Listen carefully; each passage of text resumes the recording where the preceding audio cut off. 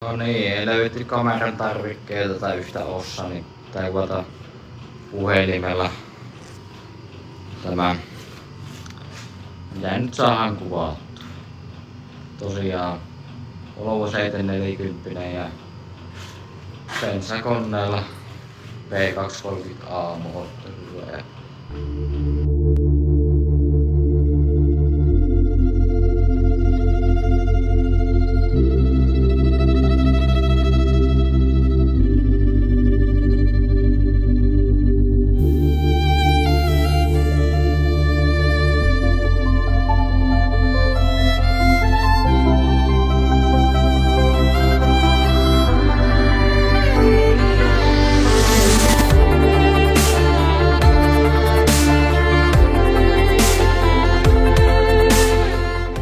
hyvä kuntoinen kori on ja kaikin puolin ehjää.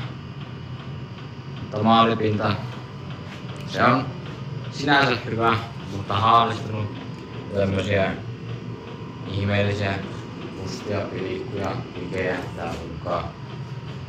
Ne pitää nyt eka hingata pois ja sitten myllytetty. Takakontti on melko hyvä, se on jo myllytetty ja kiilotettu. Nyt pitää siirtyä tuohon katon puolelle.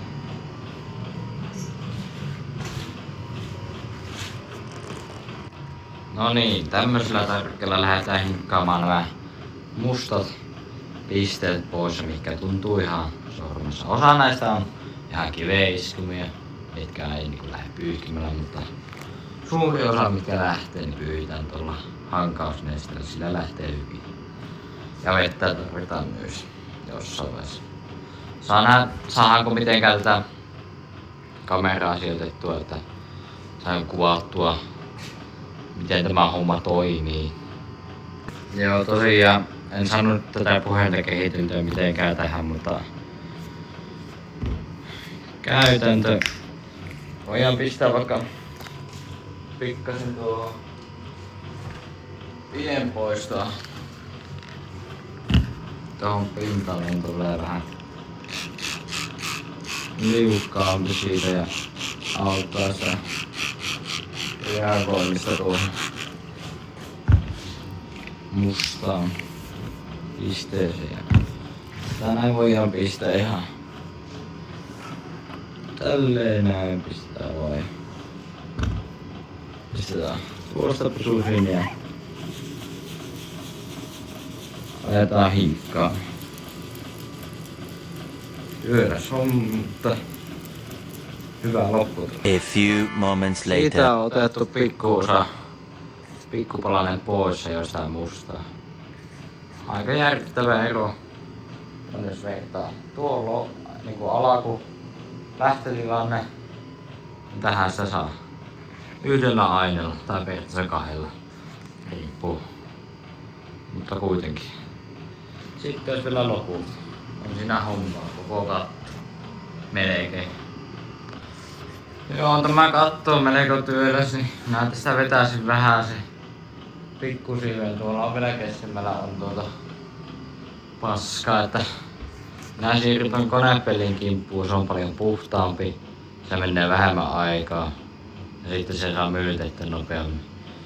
Tämä katto voi sitten myöhemmin ajalla hinkata puhtaaksi ja myllyttää.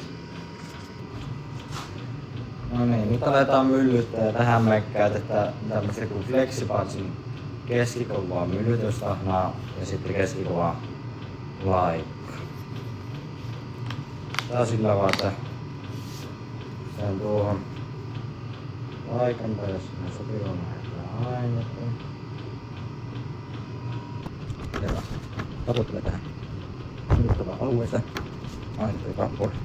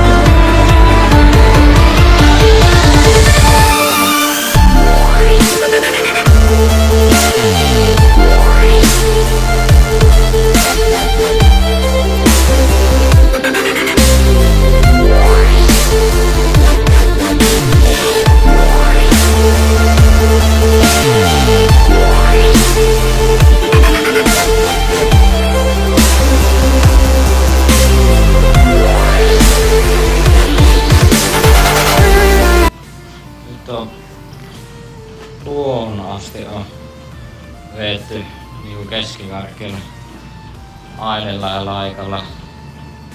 Tästä ei tuu täydellinen. Täällä on jäänaarmuja, täällä on tosi syviä naarmuja. Mutta vetää vielä sitten tuohon se kiillotusainepintaan ja mä menen nyt aluksi. Mä konepelti varmaan viimalataan vielä jossain vaiheessa. Niin. Näyttää vähän jokseenkin hyvältä. Ei oo ihan semmonen pintyinen näköinen mitä se oli aikaisemmin.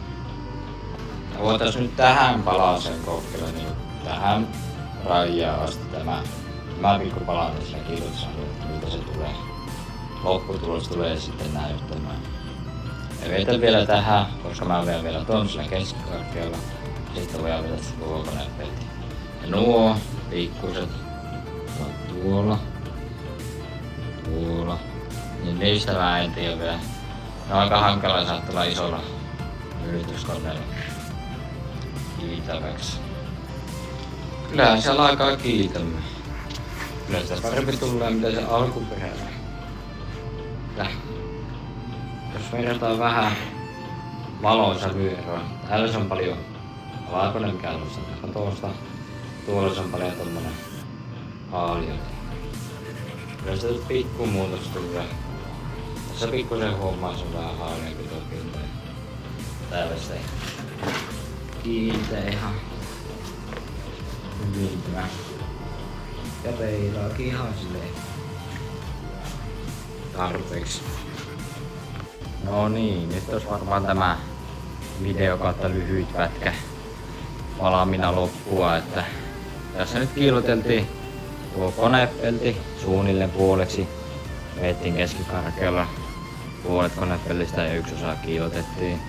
Kattoa puhistettiin, vähän puolivaiheeseen se jäi, mutta tämmönen pikku video tästä Volvosta ei oo tullut tehtyä ollenkaan tai pitkään aikaa videota, niin tehdäänpä tämmönen näin ja katsotaan jaksaako sitä kuvata enempää tästä, kun tästä pitäisi kiilloittaa kummatkin kyleet, katto ja loppukonepelti ja takaosa.